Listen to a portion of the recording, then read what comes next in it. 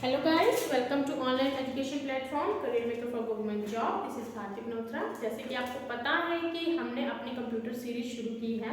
हमारे एक video computer पे मेन कंपोनेंट्स, उसके टाइप्स अभी हम आगे डिस्कस करेंगे, बट कंपोनेंट्स और मीनिंग ऑफ कंप्यूटर वो हमने अपनी वीडियो में कर लिया है, पिछली वीडियो में। अब नेक्स्ट हमारा क्या है, कंप्यूटर को लेके हमारी जो नई सीरीज शुरू हुई है उसमें मैंने आपको पहले भी बताया था, एक एक टॉपिक को हम डिटेल में पढ़ेंगे।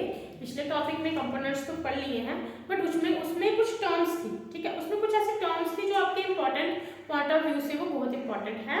तो अब इसी उन्हीं टर्म्स को, जैसे कि आप बोर्ड पर देख रहे होंगे, मैंने ऑलरेडी टर्म्स लिख के रखी हुई हैं, तो हम इस टर्म्स को पहले समझ लेते हैं कि डाटा क्या होता है, प्रोसेसिंग क्या होता है, इंफॉर्मेशन क्या होता है।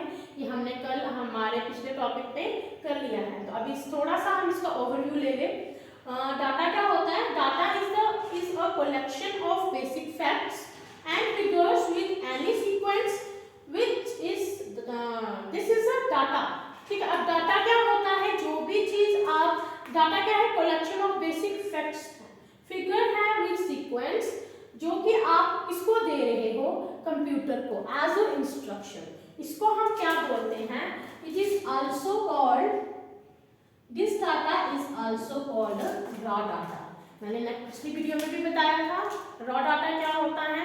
जो भी आप उसको इंस्ट्रक्शन दे रहे हैं, कंप्यूटर को इनपुट के थ्रू कोई भी इंस्ट्रक्शंस दे रहे हैं, अब उस इंस्ट्रक्शन पे जो वर्किंग चलेगी, ठीक है, जो हमने instruction they the, that is raw data.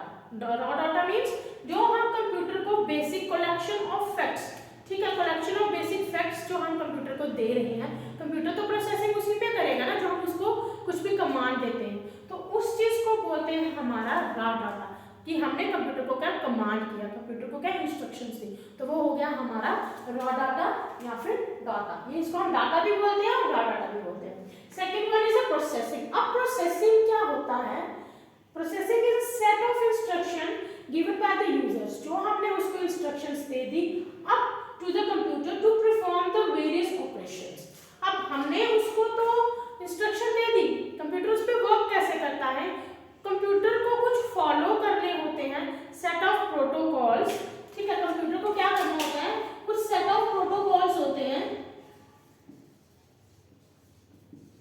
ठीक है, सेट ऑफ प्रोटोकॉल्स होते हैं, कंप्यूटर उस चीज को फॉलो करता है। फॉलो करने के बाद वो उस पे कैसे फंक्शनिंग करेगा, फंक्शनिंग के बाद फिर वो आउटपुट कैसे हमारे यूजर को देगा, ये सारा चीज हमारा आ जाता है प्रोसेसिंग में। ठीक है, कुछ भी इंस्ट्रक्शंस थी, कंप्यूटर ने उसको एकदम से पकड़ लिया। अब कुछ सेट ऑफ रूल्स हैं जो वो फॉलो करेगा, कुछ प्रोटोकॉल्स के को वो फॉलो करेगा, कुछ उसके अंदर ऐसा प्रोसेस, कुछ प्रोसीजर बना है जिसको वो फॉलो करेगा, फिर उसका रिजल्ट वो वहां पे बना के हमारे मॉनिटर पे हमें शो करेगा। बिफोर गिविंग द आउटपुट के पहले वो सारी चीजें करके उसके बाद वो हमें आउटपुट देगा। ठीक है, नेक्स्ट वन इज इंफॉर्मेशन। अब मेन चीज क्या है? इंफॉर्मेशन क्या हो गया? Final output for the processed work. किसी चीज को आपने क्या किया, जैसे देखो मैंने यहाँ पे लिखा 3640 मल्टीप्लाई 3, ठीक है, तो ये हमारा हो गया। Suppose this one is raw data, that is data, हम इसको डाटा भी बोल सकते हैं, रॉ डाटा भी बोल सकते हैं। और मेन चीज इसमें और इसमें डिफरेंस क्या है? ये जो हमारा डाटा होता है ये हमेशा अनऑर्गेनाइज्ड होगा। रॉ डाटा हमेशा क्या होता है? अनऑर्गेनाइज्ड। ठीक है, अनऑर्गेनाइज्ड होता है हमारा रॉ डाटा। ठीक है, अब सेट ऑफ प्रोटोकॉल्स के थ्रू उसने वर्किंग कर ली। अब जो फाइनल आउटपुट वो हमें देगा, जिस चीज की हमने उसको इंस्ट्रक्शन दी थी, जिस चीज की हमने उसको कमांड दी थी, उस पे अब वो हमें क्या देगा? आउटपुट। और वो जो आउटपुट होता है वो always in a organised form way में होता है। Organised means in organised form. ठीक है, देखिए जो भी हमने उसको रॉ डाटा दिया वो तो हमारा हो गया अनऑर्गेनाइज्ड। कुछ भी दे दिया, जैसे मैंने ये इनटू ये हमारा अनऑर्गेनाइज्ड में है, हमें नहीं पता है इसका आंसर क्या है। अब कुछ सेट ऑफ प्रोटोकॉल्स ये फॉलो करेगा हमारा कंप्यूटर, फॉलो करने के बाद वो हमें इंफॉर्मेशन देगा, मींस इसका रिजल्ट देगा, और अब इसका जो भी रिजल्ट होगा that was in an organized form. ठीक है, देखिए इसका रिजल्ट जो भी हमें मिलेगा वो तो एक ही लाइन में होगा, एक ही कुछ 4-5 वर्ड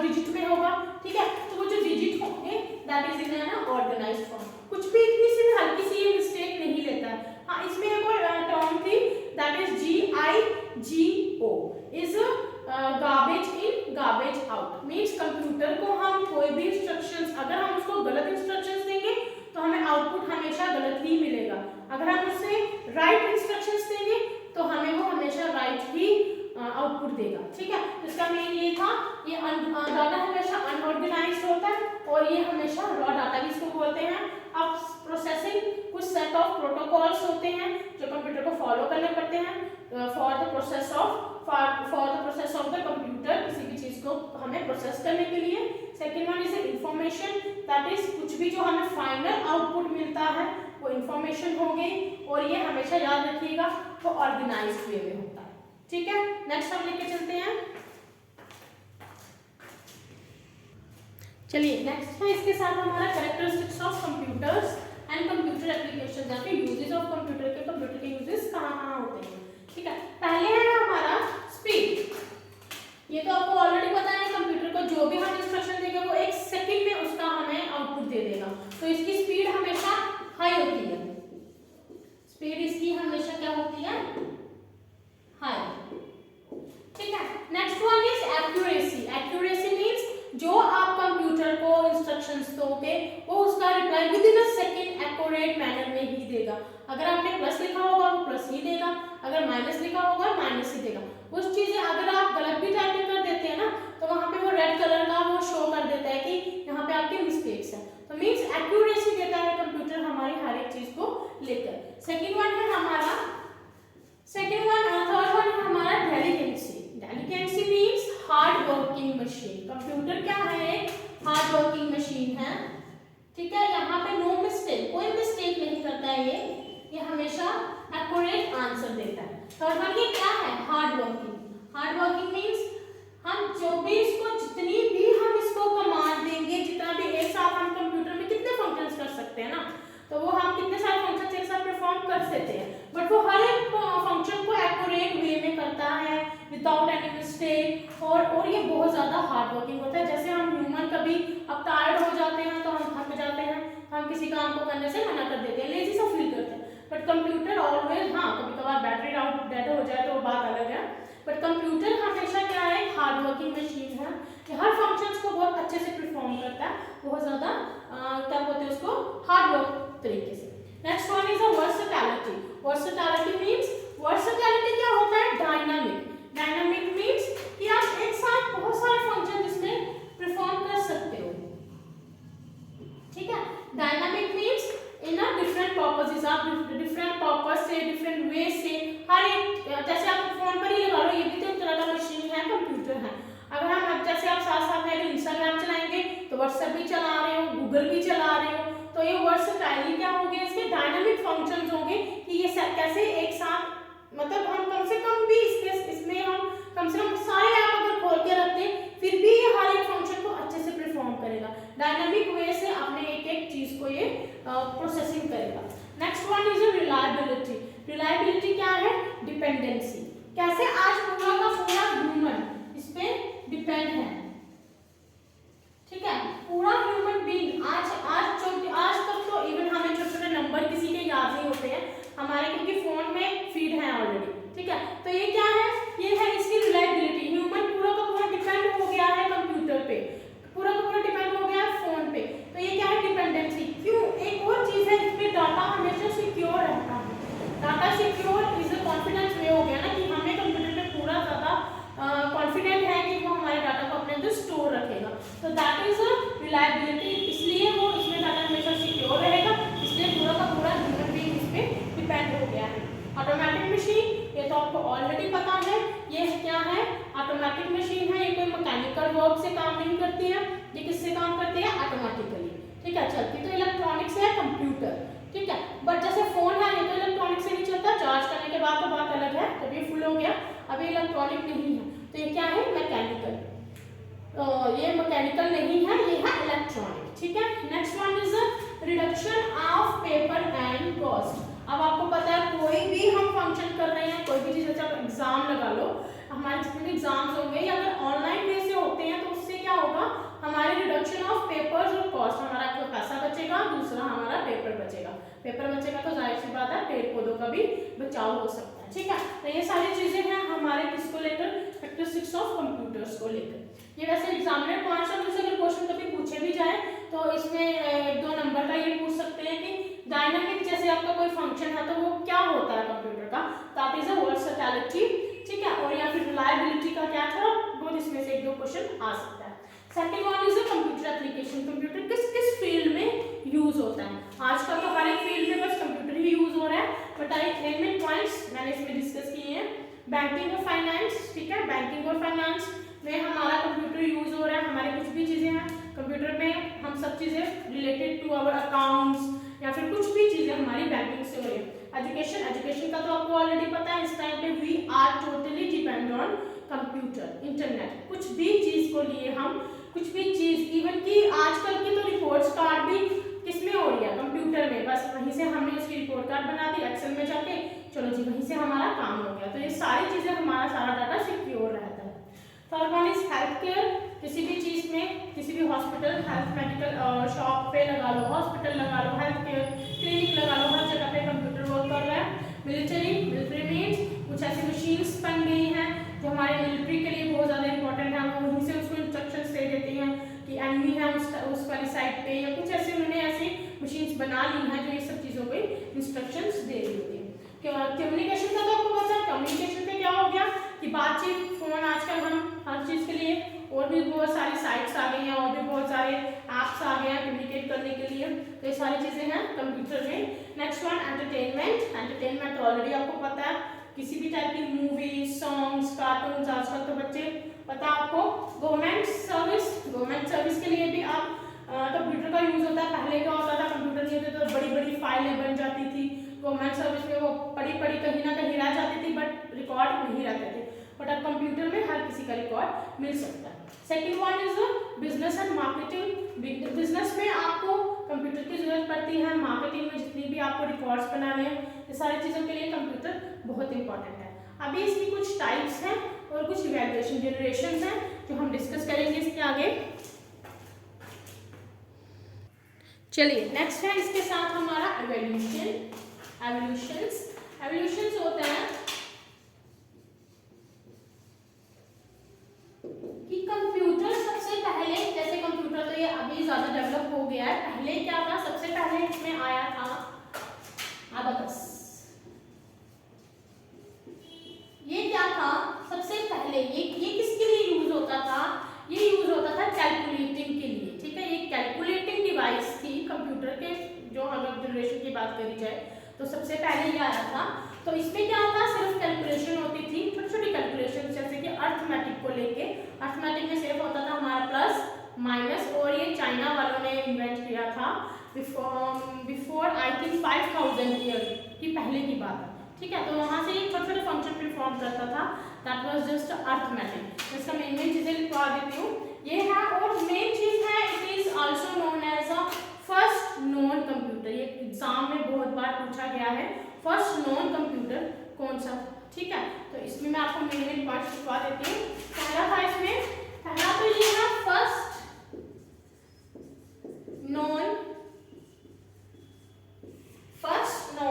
कैलकुलेटर, ठीक है, first known calculator, it is also known as, this is most important thing कि ये सबसे, जैसे एग्जाम में कभी पूछा जाता है फर्स्ट नॉन कैलकुलेटर कौन सा था, तो ये था अबाकस।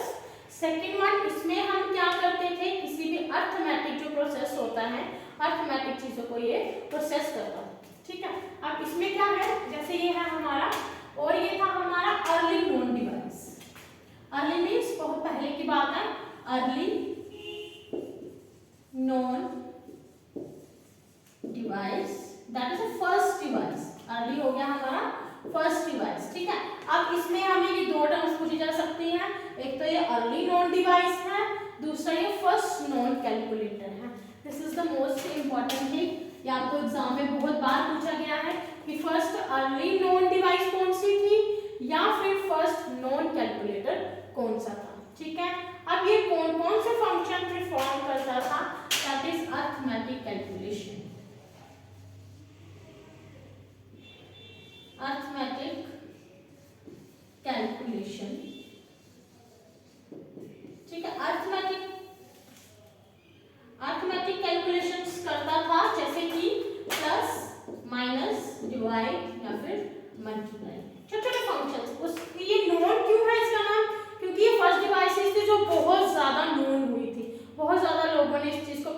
किया था। तो जब कोई नई नई चीज़ आती है मार्केट में तो लोग उसको बहुत ज़्यादा पसंद करते हैं। तो ये बहुत ज़्यादा चली थी प्लस माइनस के लिए, तो इसके लिए इसीलिए इसका नाम पड़ गया था, that is first known calculator. ठीक है, सेकेंड वन हमारा क्या है, सेकेंड है हमारा पास्कल। Pascal calculator.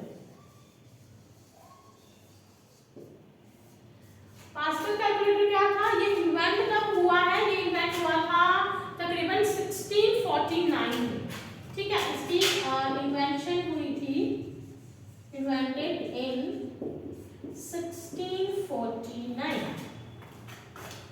1642 सॉरी, ये इन्वेंट हुआ है 1642 में।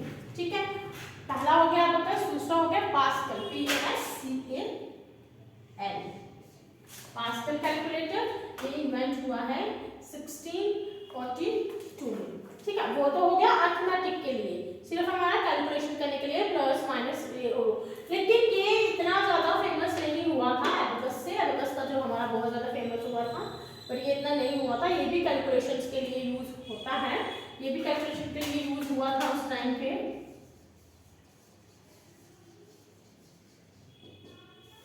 ठीक है, और ये किसके लिए यूज हो रहा है, और ये है एडिंग मशीन। सेकेंड वन ये क्या है, एडिंग मशीन, कैलकुलेशन के लिए तो यूज हुआ था, और ये adding machine invented by the pascal. इसको पास्कल ने इन्वेंट किया था, दैट इज व्हाई इसका नाम पड़ गया था पास्कल। जो पास्कल था उसी ने इसको इन्वेंट किया था, उसने अपने ही नाम पे इसको अपना नाम दे दिया था, दैट इज पास्कल कैलकुलेटर। और ये इंपॉर्टेंट पॉइंट है कि ये पास्कल था, उसी ने इसको इन्वेंट किया और उसने अपने नाम पर ही इसका नाम रख दिया। ठीक है, पहला कैलकुलेशन हो गया, दूसरा हमारा एडिंग मशीन हो गया। इसके साथ और क्या था, उसका नाम क्या था, जो पास्कल था जिसने इसको इन्वेंट किया था, उसका नाम था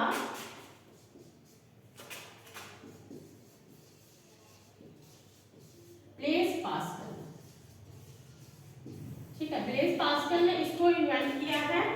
ठीक है, and it is also known as PASCALINE, Pascal line. ठीक है, ये थी Pascal line, it is also known as a Pascal line. ये थी एडिंग मशीन, इसको किसने इन्वेंट किया था, ब्लेज पास्कल ने। इन्वेंट कौन से ईयर में किया था, कौन से ईयर में किया था, दैट इज 1642।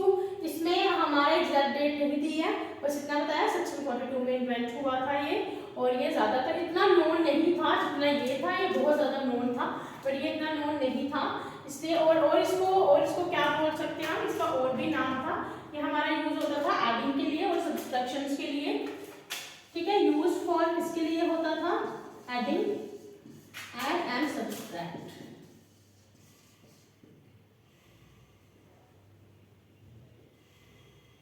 CT subtract. ठीक है, और इसमें मेन चीज है वो, it is known as first known calculator and early known device, but it is also known as, इसको हम क्या बोलते हैं, first mechanical calculator. It is also known as first mechanical calculator. ठीक है, ये है हमारा main point, it is known as first known calculator, early known device, and the pascal is also known as the first mechanical calculator. ये था हमारा first known calculator, ये था हमारा फर्स्ट मैकेनिकल कैलकुलेटर। ठीक है, ये हो गए हमारे टू एवोल्यूशन कि कहाँ से ये पहले कहाँ से स्टार्ट हुआ, फिर इसकी कैसे हो गई, बहुत सारे इसके जनरेशन टाइप्स आई थी, जनरेशन तो अलग चीज हो गई, और भी बहुत टाइप्स के आए थे, बट जो मशहूर हुए उस टाइम पे, जो नोन हुए, बहुत ज्यादा फेमस हो गए, हम मेन वही डिस्कस करेंगे। एग्जाम में ज्यादातर वही पूछे जाते हैं, और भी चीजें थी जो बीच में फेल हो गई थी, नहीं वो डेवलप हो पाई थी, तो जो मेन थी वो यहाँ पे हम करेंगे, तो कर दी है। चलिए अब नेक्स्ट करते हैं। चलिए नेक्स्ट है इसके साथ हमारा एनालिटिकल एंड डिफरेंस इंजन, दो हमें पढ़ लिए। नेक्स्ट है इसके साथ हमारा analytical and difference engine. Analytical and difference engine किसके लिए यूज हुआ था? To solve the high mathematician. ठीक है, वहां पे तो मैंने आपको बताया था कि वो सिर्फ अर्थमेटिक के लिए यूज हुआ था, प्लस माइनस मल्टीप्लाई या फिर डिवाइड। अब ये क्या सॉल्व कर रहा है? ये किसके लिए यूज हुआ था? To solve the high level of mathematics. ये क्या सॉल्व कर रहा है? हाई लेवल के, to solve high level mathematics. ठीक है, ये हमारा तो हो गया हाई लेवल के मैथमेटिक्स के लिए। अब इसको इन्वेंट किसने किया था? It was invented by the Charles Babbage. ठीक है, चार्ल्स बेबेज कौन था? पहले मैं इसको लिख देती हूँ। Charles Babbage. ठीक है, चार्ल्स बेबेज ने, अब वो तो छोटे छोटे थे, अब ये था कुछ अच्छे लेवल का, कुछ हाई लेवल का। तो यहाँ पे हमारा क्या हो रहा था? To solve the high level of mathematician. पहला ये हो गया। किसने इन्वेंट किया था? Invented by the Charles Babbage. Invent किया था इसने, इन्वेंटेड बाय चार्ल्स बेबेज। ये हो गया। अब इसके बाद चार्ल्स बेबेज है कौन? Charles Babbage is the father of computer. ये बहुत बार पूछा जाता है, who is the father of computer? Who is the father of the modern computer? Who is the father of the computer? ठीक है, who is the father of the digital computer? Digital computer इसी ने बनाया था, तो इसलिए ये है उसका फादर। ठीक है, एक तो ये है हमारा father of computer.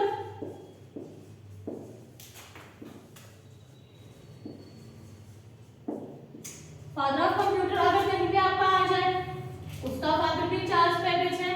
Father of digital computer, digital computer. ठीक है, फादर ऑफ डिजिटल कंप्यूटर। या फिर कभी आपका ये भी पूछ लेते हैं, who is the father of the modern digital computer?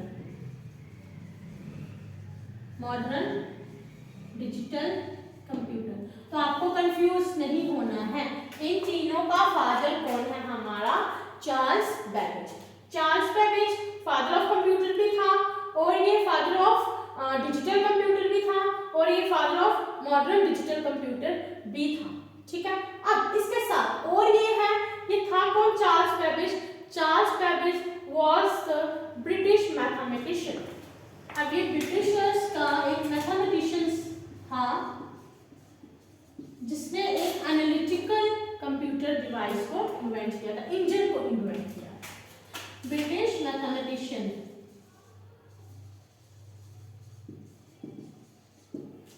ठीक है, अब ये हो गया हमारा चार्ल्स बेबेज था, जो कि ब्रिटिश मैथमेटिशियन था, फादर ऑफ कंप्यूटर भी था, फादर ऑफ डिजिटल कंप्यूटर भी था, father of modern digital computer भी था। मींस इन्हीं टर्म्स को हमने ये चीजें दी हैं। अब मेन हमारा आ गया एनालिटिकल क्या है और डिफरेंस इंजन क्या है। चलिए इस पे डिस्कस करते हैं। ये आ गया पहला हमारा डिफरेंस इंजन। ठीक है, अब डिफरेंस इंजन क्या है और हमारा एनालिटिकल इंजन क्या है? Analytical engine. ठीक है, यह आ गया हमारा डिफरेंस इंजन एंड हमारा एनालिटिकल इंजन। अब डिफरेंस जो, अब हमारा जो डिफरेंस इंजन है, ये इन्वेंट कब हुआ था? ये इन्वेंट हुआ था 1820 में। Invented in 1820। ठीक है, ये हमारा इन्वेंट हुआ है 1820 में। और एनालिटिकल इंजन ये हमारा इन्वेंट हुआ है 1837 में। Invented in 1837। ठीक है, अब इसके बाद क्या है? 37 में तो ये इन्वेंट हो गया और वो 20 में इन्वेंट हो गया। अब डिफरेंस इंजन कौन से फंक्शन परफॉर्म करता था? डिफरेंस इंजन परफॉर्म करता था टू कैलकुलेट द पॉलिनोमियल। आपने सबने पढ़ा होगा मैथ्स में पॉलिनोमियल क्या होता है।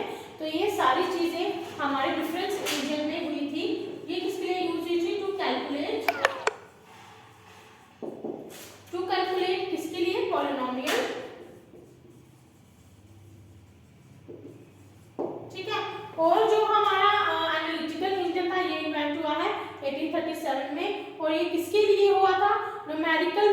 of the trigonometric function, numerical to calculate numerical functions of the numerical functions of trigonometry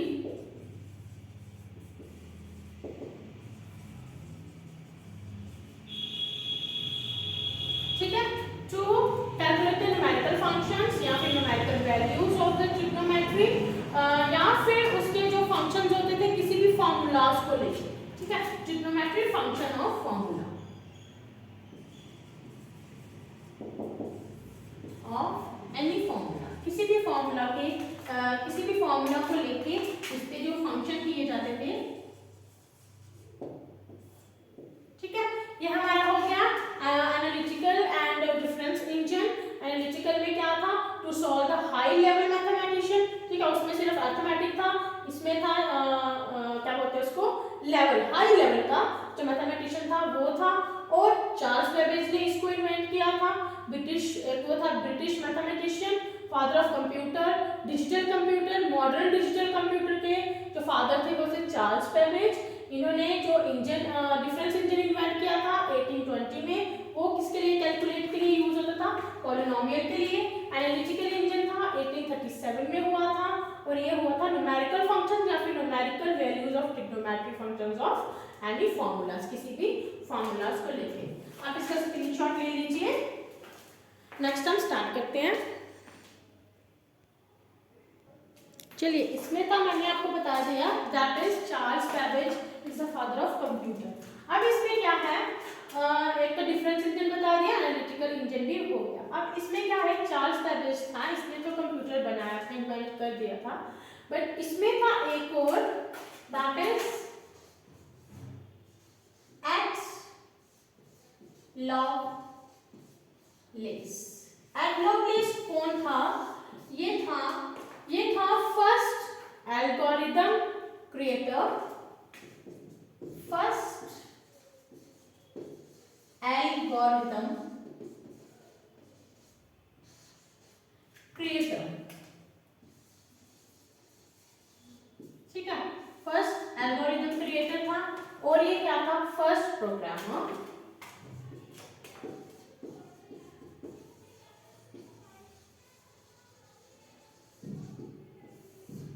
ठीक है। अब चार्ल्स बेबेज ने तो ऑलरेडी इस कंप्यूटर को इन्वेंट कर दिया। अब इसके अंदर इसके अंदर जितने भी फंक्शंस थे, सेट ऑफ रूल्स थे, सॉफ्टवेयर था, जितना भी प्रोग्रामिंग था, इस कंप्यूटर के सारे अंदर जितने भी सेट्स ऑफ इंस्ट्रक्शंस थे, प्रोग्रामिंग था, पूरा का पूरा प्रोग्राम किसने दिया था, एडा लवलेस ने। एडा लवलेस क्या था, ये था एक first algorithm creator, first programmer था इसका। ये आपको बहुत बार एग्जाम में पूछा गया है कि फर्स्ट एल्गोरिथम क्रिएटर कौन था या फर्स्ट प्रोग्रामर कौन था जिसने चार्ल्स बेबेज के कंप्यूटर में प्रोग्रामिंग दी थी, सेट ऑफ इंस्ट्रक्शंस दिए थे, प्रोटोकॉल्स दिए थे, और कितने भी सेट ऑफ रूल्स थे वो सारे किसने दिए हैं, ये वो दिए हैं एड लवलेस ने, जो कि फर्स्ट एल्गोरिथम था, क्रिएटर था, और ये फर्स्ट प्रोग्रामर था, सारे इंस्ट्रक्शंस तो इससे दिए। अब आगे आता है हमारा हेनरी बेबेज। हेनरी बेबेज कौन था,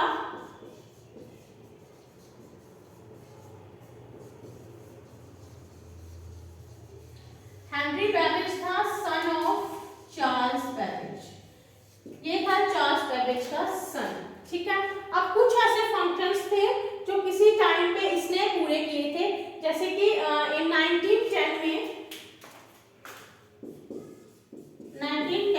इसने जो है यहाँ पे पढ़ा है एनालिटिकल इंजन, ठीक है। कुछ सम पार्ट्स थे उसके जो रह गए थे, कंप्लीटेड नहीं हुए थे, फिर उस पार्ट्स को कंप्लीट किसने किया था, हेनरी बेबेज ने, ठीक है। हेनरी बेबेज ने क्या किया था, completed some part of analytical engine, ठीक है। ये कुछ पार्ट्स थे जितने भी इसने एनालिटिकल और डिफरेंस इंजन बनाए थे, उसके सारे sets of protocols, set of rules, instructions, programming सारे दिए थे एड लवलेस ने। और हेनरी बेबेज ने कुछ ऐसी चीजें थी हमारे इसमें एनालिटिकल इंजन में, तो उसको कंप्लीट किसने किया था? इन्हीं के सन ने 1910 में। ठीक है, आज के सेशन में हम इतना ही रखते हैं। इसकी बहुत सारी और भी पार्ट हैं जो हम अगले वीडियोस में लेकर आएंगे। तो अभी तक जितना भी हो गया है इसको आप स्क्रीनशॉट ले सकते हैं। ये सीरीज खत्म होने के बाद हमारे एमसीक्यूज आएंगे, वो भी हम डिस्कस करेंगे। इसके अगले पार्ट में हमारी वीडियो देखिए, उसके साथ हम कंटिन्यू करते हैं। तब तक के लिए टेक केयर।